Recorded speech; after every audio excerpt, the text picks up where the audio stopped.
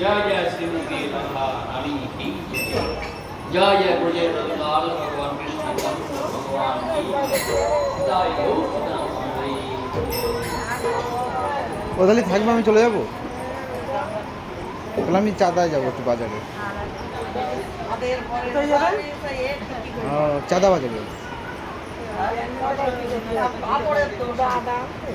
শুধু আদা নিয়ে আর কি নিয়ে আজকে বলো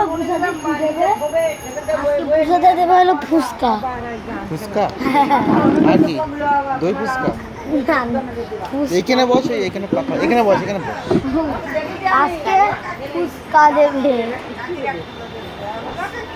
আজকে পুষাতে ফুচকা দেবে।